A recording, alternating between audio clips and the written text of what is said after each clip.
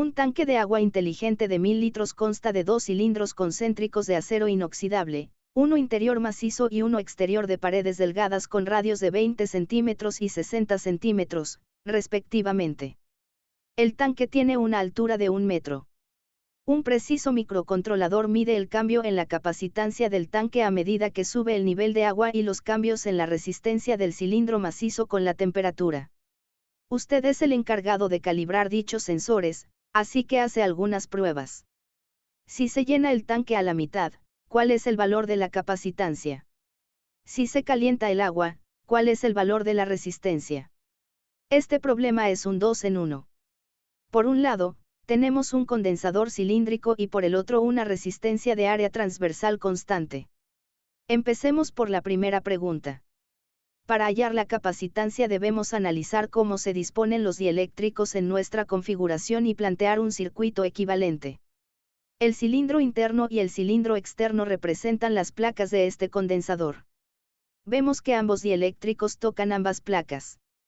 Sea C⁻₁ el condensador equivalente vacío y C⁻²2 el condensador equivalente lleno de agua.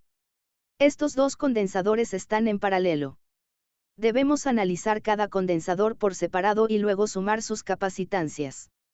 La capacitancia de un condensador cilíndrico depende de sus radios interno y externo y su longitud. Ambos tienen las mismas características, solo cambia el dieléctrico. Reducimos el circuito. Efectuamos la suma.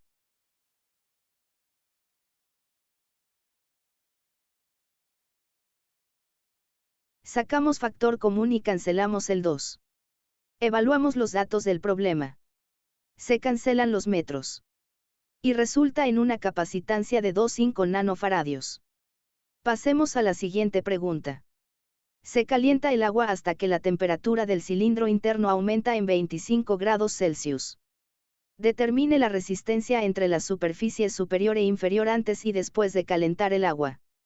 Antes de calentar el agua, tomamos la resistividad original del material con que está fabricado el tanque. Acero inoxidable en este caso, y evaluamos la siguiente relación. La longitud del cilindro es de 1 metro igual que el tanque y su radio es de 0,2 metros. Esto le confiere una resistencia de 5,57 microohm. Luego de calentarse, su resistencia aumentará debido al coeficiente de temperatura positivo del acero inoxidable. Sustituimos. Tenga en cuenta que el enunciado dice que la temperatura aumenta en 25 grados Celsius, no a 25 grados Celsius. El dato es ΔT, no la temperatura final. Finalmente, la resistencia ha aumentado considerablemente, pasando a valer 105,4 microohm bajo las nuevas condiciones. Pasemos al siguiente problema.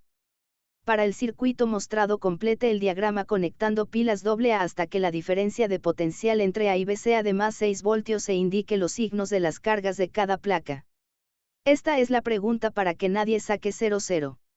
Después, determine la carga de cada condensador y la energía almacenada en esta configuración. Veamos las equipotenciales de este circuito.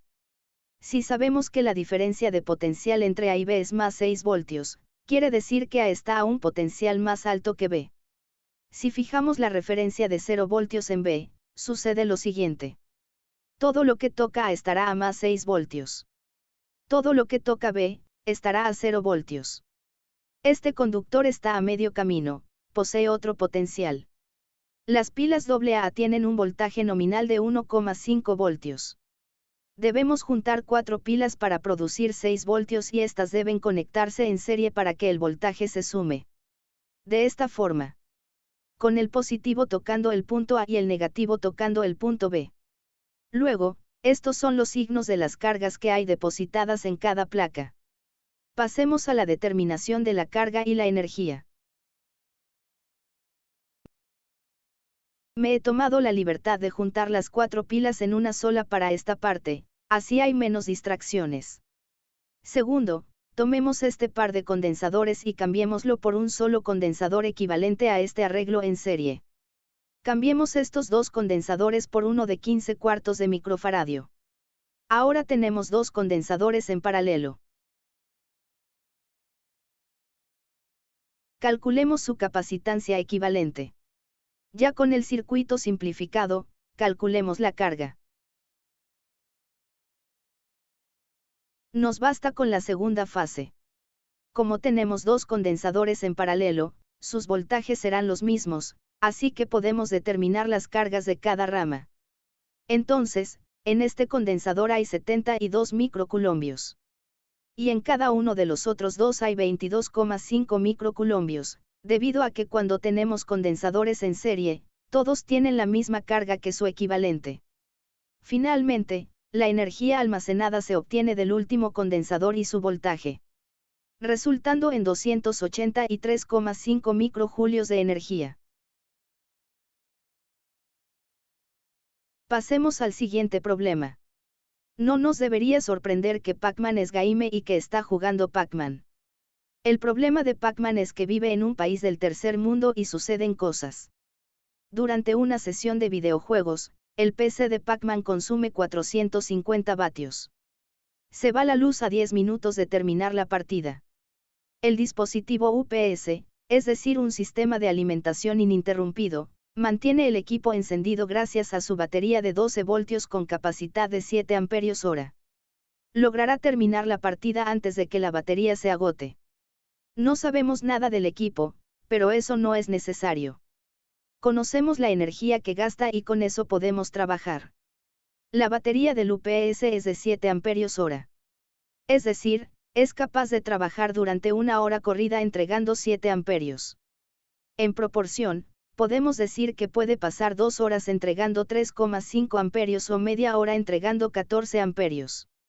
Si conociéramos la corriente, podríamos saber el tiempo.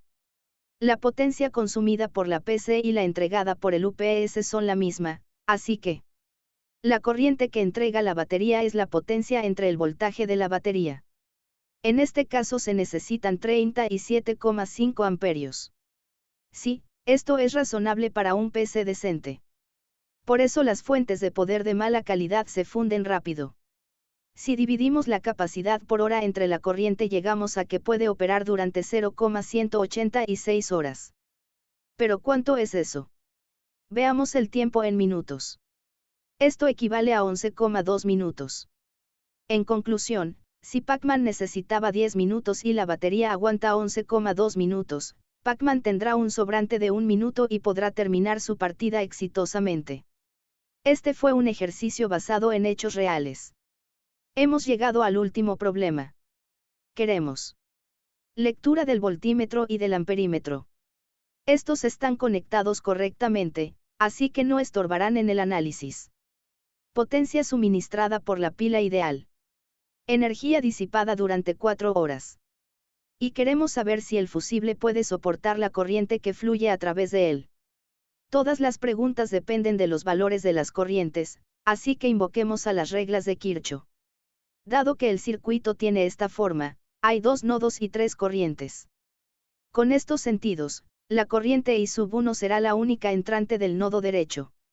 Y las corrientes 2 y 3, las salientes. El otro nodo opina lo mismo, así que pasamos a la segunda regla. Tenemos estas posibilidades. Por el rectángulo de arriba. Por fuera. Por el rectángulo de abajo. Todos los recorridos se hicieron en sentido horario desde el nodo.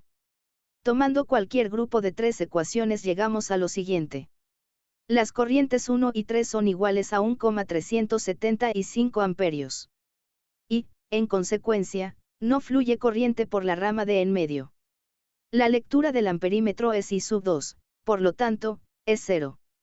La lectura del voltímetro es la caída de potencial en la resistencia tercer, su corriente por su resistencia.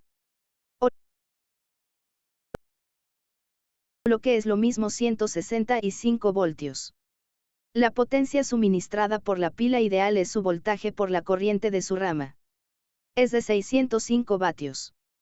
De hecho, esta es toda la potencia, ya que la pila no ideal no suministra nada. Luego, la energía disipada será la potencia disipada por el tiempo en que el circuito opera.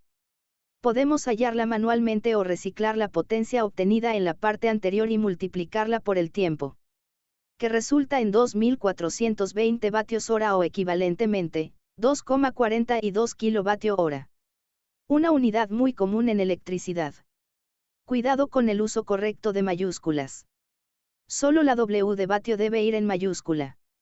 Finalmente, sí, el fusible puede tolerar la corriente dado que es menor a los 2 amperios, que es para lo que está diseñado.